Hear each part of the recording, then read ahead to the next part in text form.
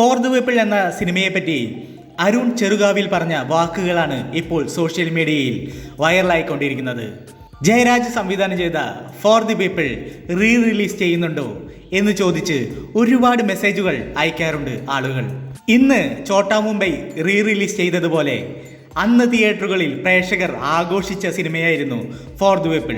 Social media ഇത്ര popular അല്ലാത്ത ആ കാലത്ത് ജാസി ഗിഫ്റ്റിന്റെ സോങ്ങുകൾ അന്നും തരംഗം സൃഷ്ടിച്ചിരുന്നു. വർഷം 2004. താരതമ്യേന പുതുമുഖങ്ങൾ പ്രധാന വേഷത്തിലെത്തിയ ഒരു സിനിമയും അതിലെ മുഴുവൻ ഗാനങ്ങളും ഒപ്പം വേറിട്ട ഒരു ശബ്ദവും മലയാള സിനിമയിൽ ഒരു ചരിത്രം കുറിക്കുകയായിരുന്നു.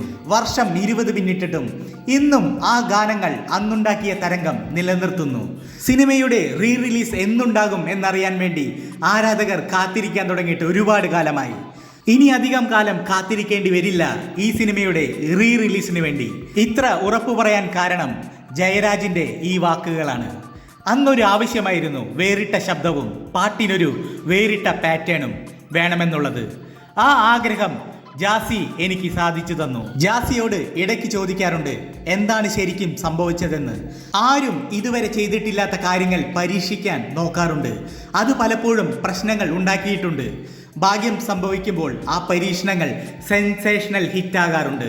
ജാസി നമ്മുടെ സിനിമയിൽ വന്നതോടെ അദ്ദേഹത്തിൻ്റെ സംഗീതവും പാടുന്ന രീതിയും ട്രെൻഡ് സെറ്ററായി മാറി. 20 കൊല്ലങ്ങൾക്കിപ്പുറവും ജാസിയുടെ ഗാനമേളയ്ക്ക് ലജ്ജാവതിയാണ് ക്ലൈമാക്സ് സോങ്. അതിനു മുകളിൽ വേറൊരു പാട്ടും വെക്കാൻ സാധിക്കില്ല. ജയരാജ് പറഞ്ഞു. നിങ്ങളിൽ എത്ര പേർ കാത്തിരിക്കുന്നുണ്ട് ജയരാജിൻ്റെ ഫോർ ദി പീപ്പിൾ കാണാൻ, നമ്മുടെ ജാസി ഗിഫ്റ്റിൻ്റെ സോങ്ങുകൾക്ക് നൃത്തം ചെയ്യാൻ? നിങ്ങളുടെ അഭിപ്രായങ്ങൾ എന്തു തന്നെയാണെങ്കിലും കമൻറ്റ് ബോക്സിൽ കമൻ്റായി എഴുതാൻ മറന്നു പോകണ്ട.